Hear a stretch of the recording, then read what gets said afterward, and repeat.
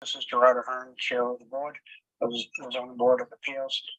So we'll start by doing a quick roll call. I apologize for the late start. I've been trying to get on for the last 20 minutes and it's just not launching from my computer today. Sure thing. Let's begin a roll call vote. Gerard? Present. Liz? Present. Andy? Brad? Here. Gabrielle? Here. Brian? Here. Very good. Presence and attending, sir. Okay, perfect. So tonight we modification request from the applicant at 580 Main Street, the limited affiliate of WP East Acquisitions, and their purpose of the meeting tonight is to make a decision on whether the modifications that have been provided or requested are substantial or non-substantial within the 40B regulations. And the impact is, if we determine that the impacts are substantial, then we would be required to reopen the public hearing. If we determine that the request is non-substantial, then we just have to make a motion and approve the modifications as non-substantial. That ends the required course of action. So with that, with the applicants, they present the modifications that are being required, and we can go from there. I will ask if the applicant's representatives require the sharing of screens, just let me know now and I'll give them permissions to share screen. Yes, go ahead, Todd, and share the screen. Sure, Jeff. And then I can pull up the plans. Yes, Jeff, I have enabled you to share the screen. You should be able to do so. Okay. Thank you, everyone. Welcome. It's nice to meet everyone. I'm one of the principals of Condyne and one of the owners of 580 Main Street in the Bolton Office Park. On the line also is one of our engineers, Mark Dibb from Condyne as well, CEG Engineering.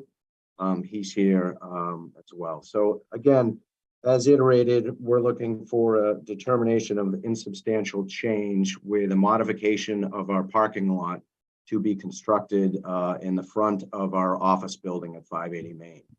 So if I could just share the screen, I'll give you a little background of what exists today and what we're trying to accomplish. So as you can see, everyone see that?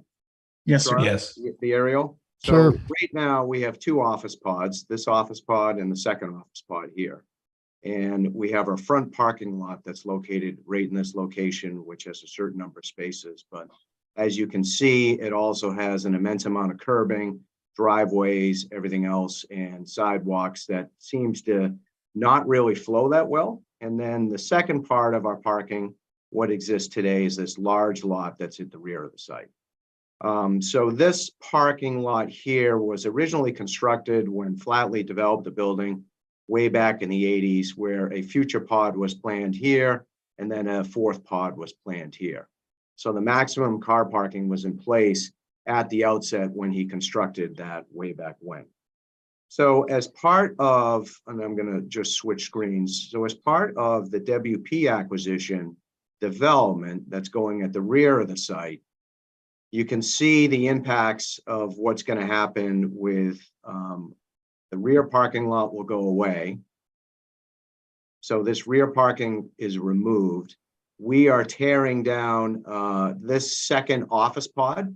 And as you can see, then the recreation is areas in the right. So what we're trying to do is right size our building for the market. So we're reducing this building down to 2 stories of office, and there's 1 basement floor that's in there, and fit our parking within the existing envelope that's here. So we're not extending and going outside the limits at all in that location.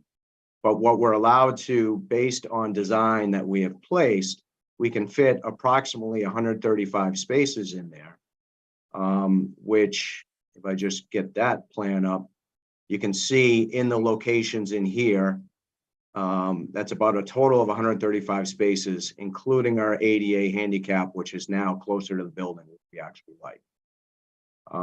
the requirement to the zoning with 2 floors of office of a roughly 40,000 square feet of net rentable area is about 160 spaces, and the basement for really R&D and storage by zoning is 25.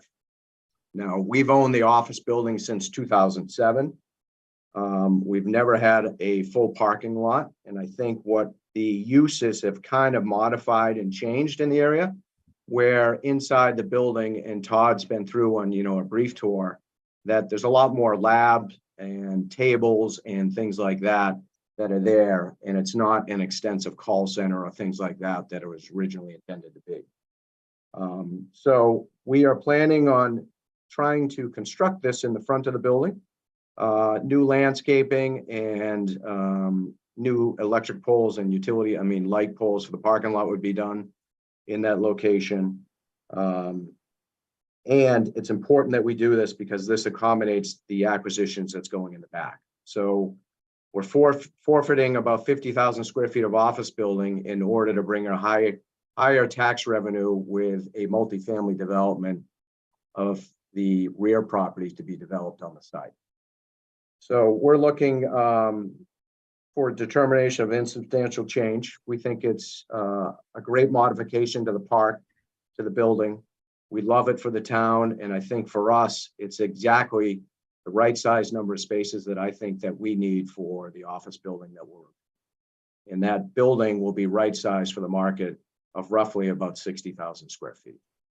And we're trying to make sure that all of this remains within the existing footprint, using the existing drainage, existing structures, and just modifying the curbs that are in place. So we're within all the setbacks and requirements and everything else. So that's what we're trying to accomplish as part of the development. We do have a little bit of a timing process because before WP Acquisitions proceeds on its construction and development, this has to be done first. And then we have to take our tenants' existing parking and move them to the back while we do this. So timing is of the essence for us when we get ready come this spring to make sure that that happens. And that would be done before this office building is torn down, the second pod in this location. I have a quick question. You were reducing the number of parking spaces below what the zoning requires for the size of the building. For the size of the building that would remain, that's correct. I have a concern that the use of the building is not, obligated to be what it is now, and in future that.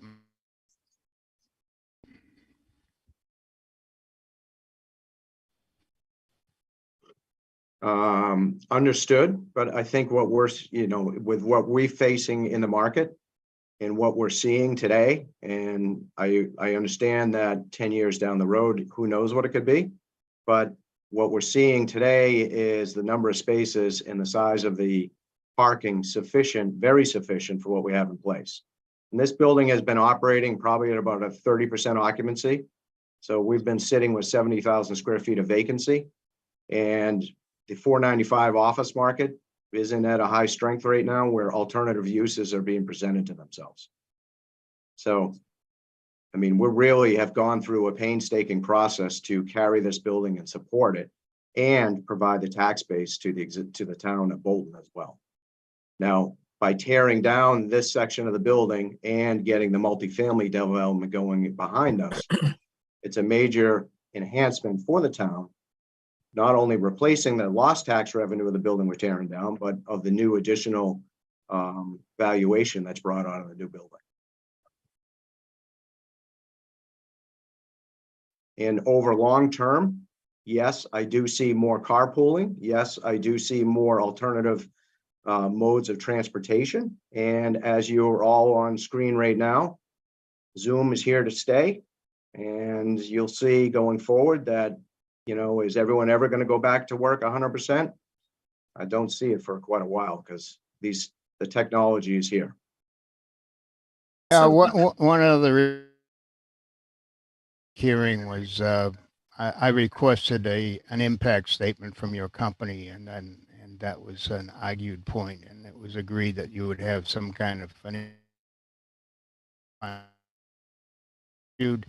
However, at this point, you know, you say that we're going to get an increase in tax revenue, you know, to offset any of this. You know, the town really doesn't have the information it needs because basically we don't know how many students are going to be living there and driving up the school costs and other services to the town. So, you know, to make the statement that we're going to get an influx of additional revenue that would offset, you know, the development impacts on the town is kind of, you know, spurious at this point.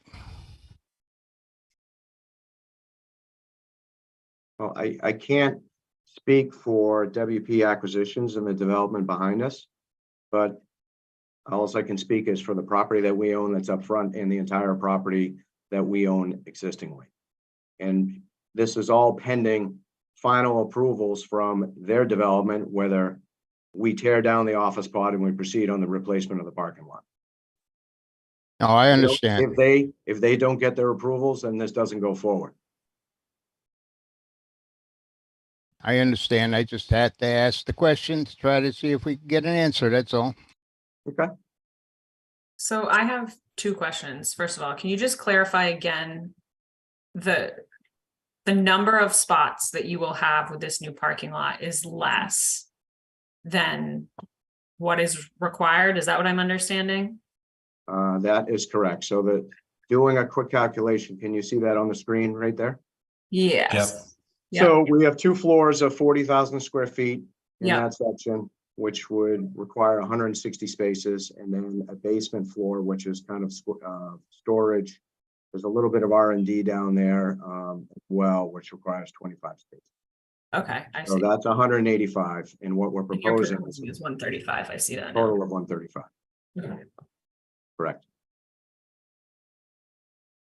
And so my other question is, you had mentioned that you wanted to move forward with this project, and completely understandably, before the other project really gets going, because you need to utilize the parking that exists in order to do this. So my question for you though, is it looks like part of this parking lot is on top of the current building. So would that building be demolished before you moved forward with this parking lot? Yes, once we know that the rear development is proceeding 100%, and that's just the timing before they start. The first thing we do is we do the demolition, and we also want to construct the parking lot. Yep. That's correct. Okay, I just wanted to understand the order of No, operations there. You're 100% correct, because you can see the edge of the building just overlaps these 4 spaces right there. I have to say, from my perspective, I think decreasing the number of spaces is not necessarily a huge deal. I mean, realistically, I don't know what those required numbers are based upon, but I mean, obviously I know there's a calculation, but like, I don't know where that comes from. But speaking from my own experience, like, there's a lot of remote or hybrid stuff ongoing now with corporations. I honestly know very few people who are going back to work full-time 24/7. So I do feel that there probably is a little bit flexibility there, but to that point, we don't necessarily know long-term what's going to be in this building. So, you know, is there space to potentially expand and add more parking if it was determined down the line that that was needed? There is, and we could do that in the future. That would require some additional permitting, but we have this whole length of the building that's going down here in that area. So we could add a whole slew of other spaces. Okay.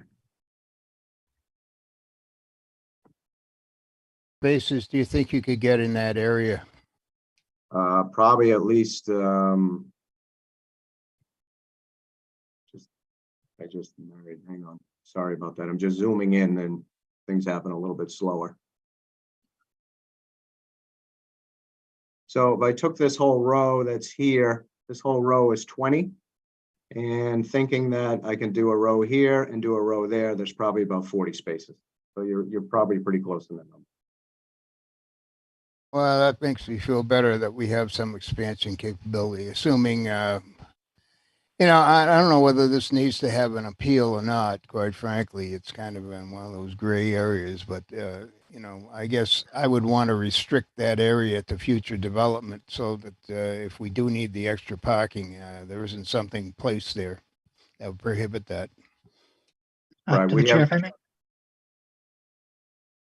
We have no issue because we would not be expanding the office building. To the chair, if I may.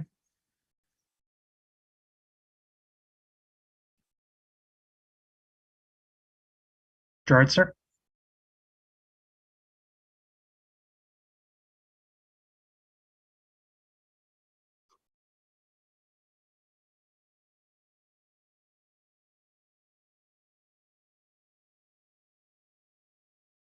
Gerard?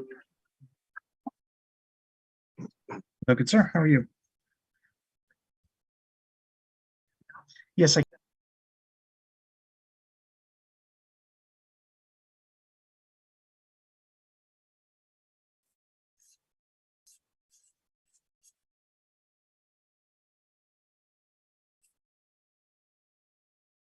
All right.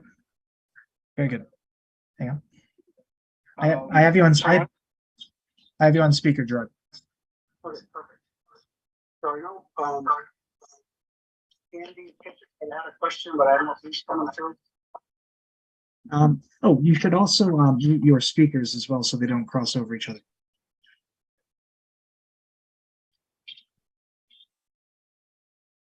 All right, is that better? I'm sorry. Andy, can you hear Andy if he he's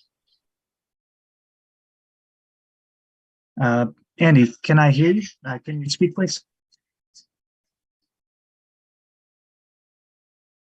Andy Pishitz, can you speak a little bit, please? I haven't heard him yet. I can't hear you, sir, I'm afraid. Failing that, can you simply ask, put your question in chat, please?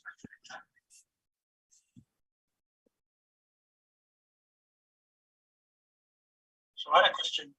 In general, the letter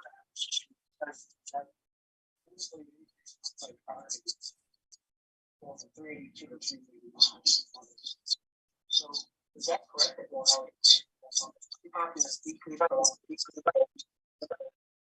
Yeah, you're squeaking a bit.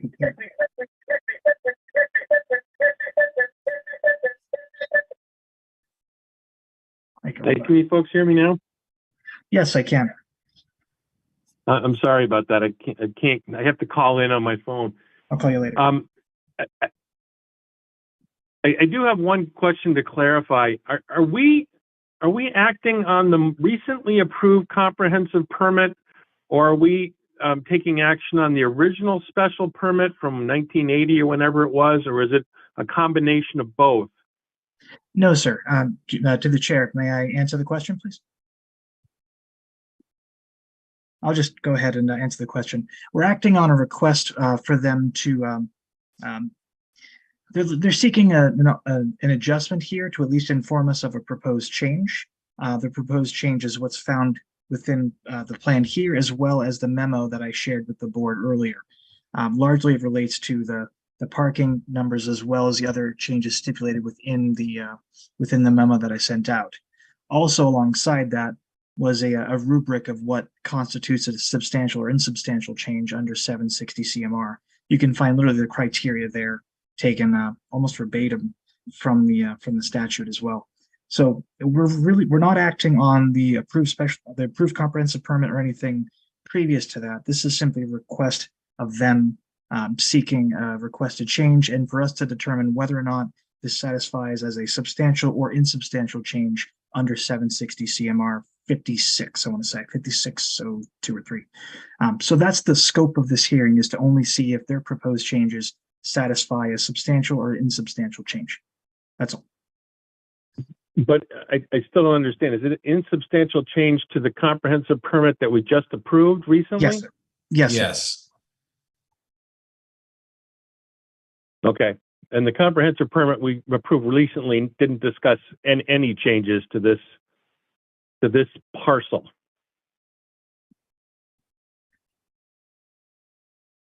To the parking, correct. Yeah, to the park, but Thank you. you're welcome.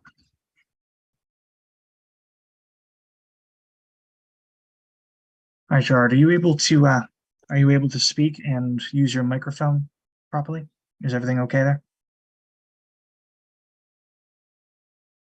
Gerard asked if is the overall parking increasing from 382 to 389?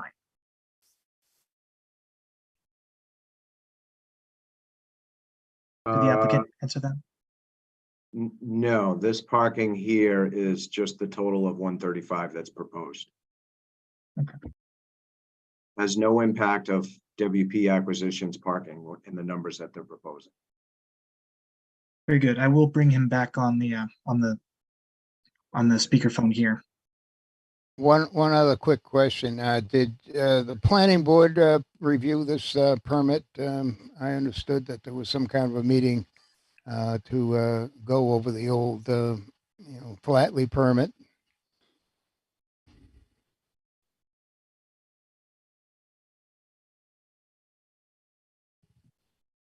Todd, you're on mute.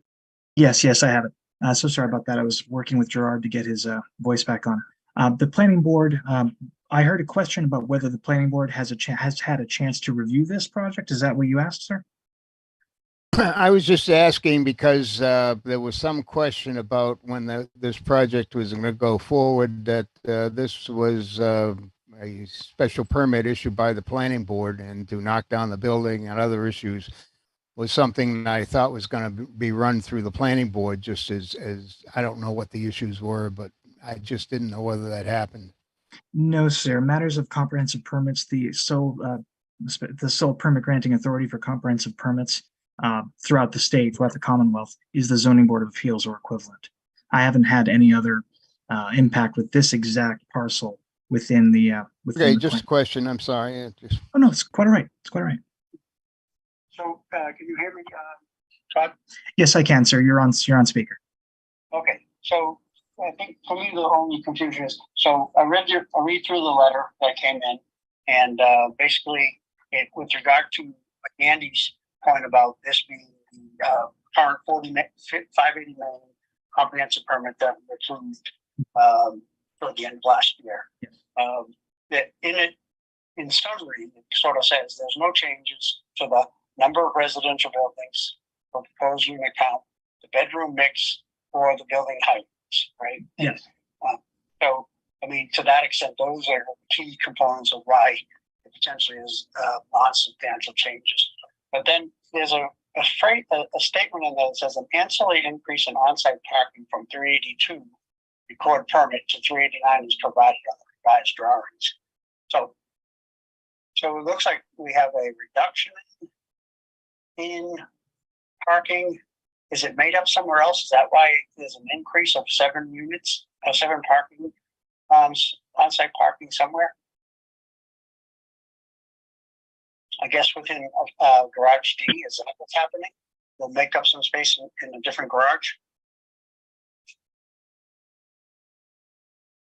I'm not convinced that this plan has anything to do with the residential parking plan. This is only for the office building, Gerard. That's correct. What I see is they're reducing the number of parking spaces that would be required for the 80,000 square feet of office building that's going to remain from what zoning requires. And I don't know whether that requires us to give them a hearing on a separate issue. I'm not sure what the legality of that is. So I'm just asking. I can speak to that. The comprehensive permit would take primacy over that issue. So What? I was going to say, what is the zoning requirement for the property as it's going to remain? I mean, how many parking spaces should they have so we know how far off we are from what zoning would require? Comprehensive permits are able to effectively supersede local zoning ordinances and local zoning I get that. regulation. Yeah. There is a parking formula there that's present. Going off It's of that, 180, it's 185, Andy. It should be 185 and it's one, and they have it at 135. Okay, I see that now. Thank you.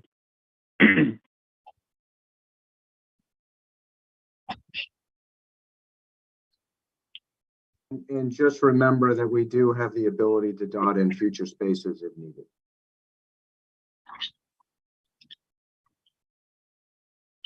So Tom, yes, sir. So this has really nothing to do, well, I shouldn't say it, because it's all linked somehow, that the former site to what would be the new site. Is this actually impacting the site going forward for the 580 Main, or is it just dealing with the original office? This here goes for the office park. Yeah, Gerard, they showed a plan where the new parking structure is completely within the footprint of basically outside the footprint of the residential site plan that we approved. It's in its own, and the new parking wouldn't encroach on any of that site either. It stays within the complete office footprint.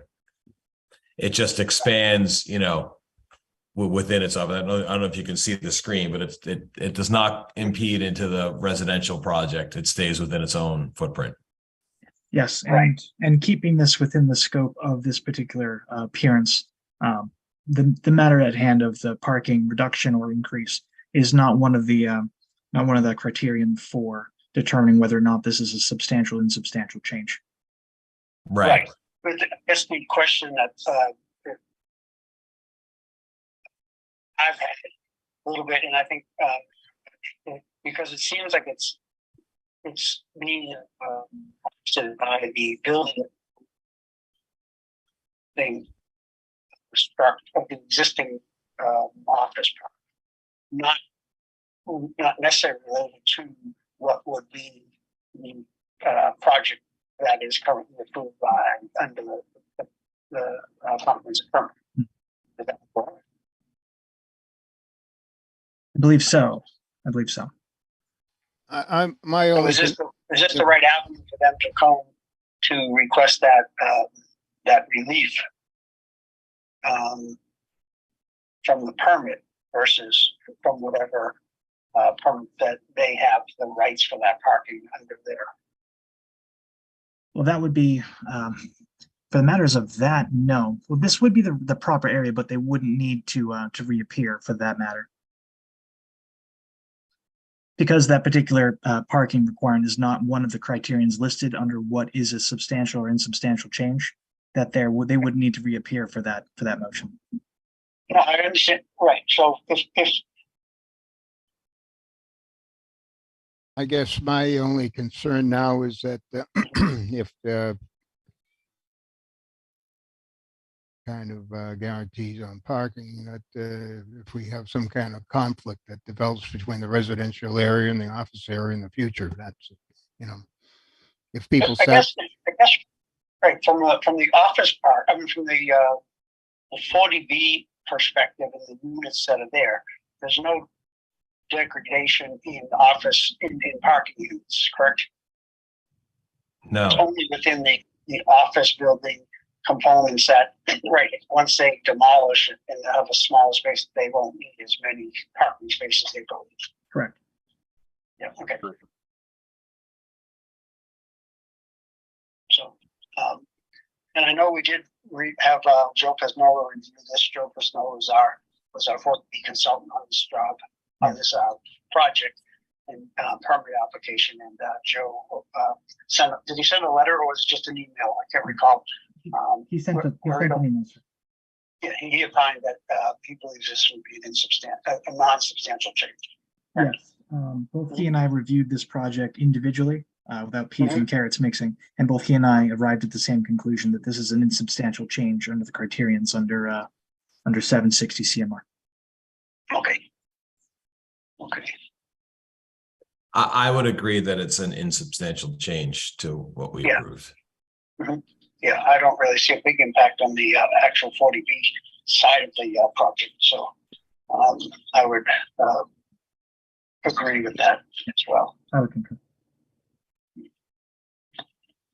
So, do any of the board members have any questions? And if not, I guess the only thing we have to do for tonight is we just would have to have a motion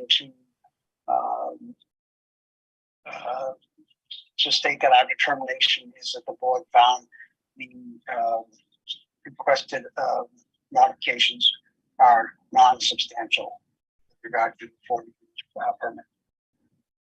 And to the chair, if I may, Andy, I did receive the message you mentioned in chat.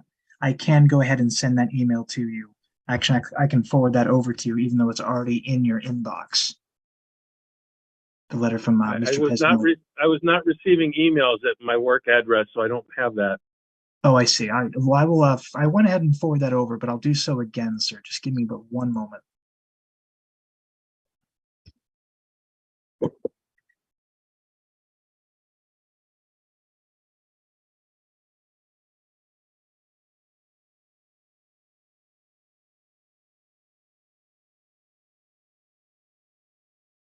I'm so sorry to interrupt that. Is it something you could just display on the screen? Let me see. No, not on this, because I'm using a separate laptop from the home office. So give me but one Do you want me second. to read it, Andy? I can read it. I could also give other folks the ability to share if you would be so kind. Yeah, I can Yes. do that real quick.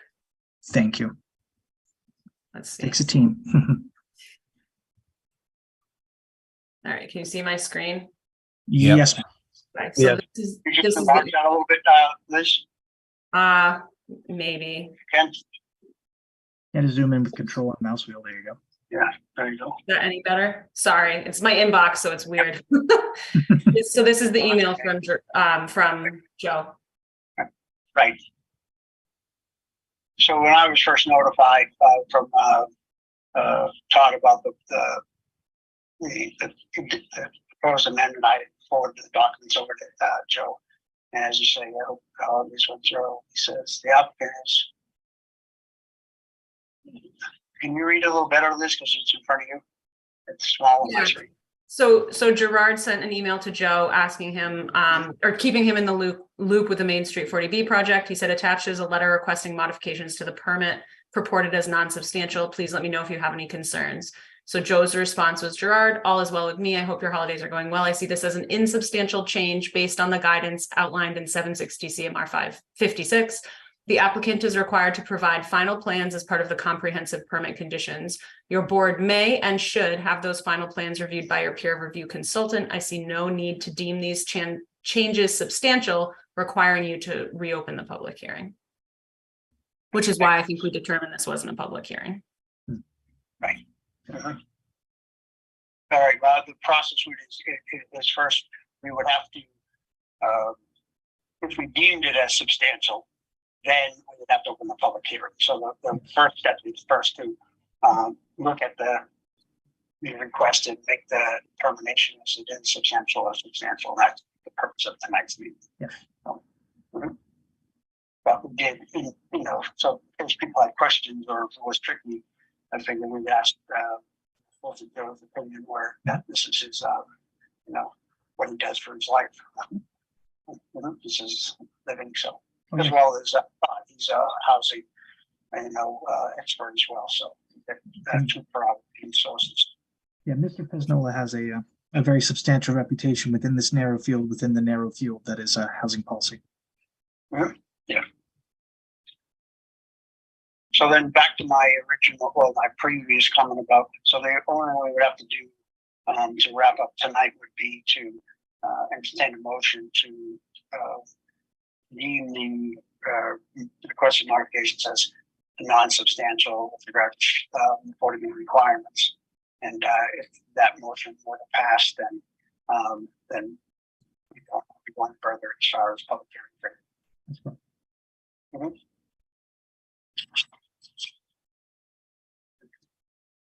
So I would motion that, I guess I don't know how to word it exactly, but motion that the proposed change is an insubstantial, or is insubstantial to the. Substantial.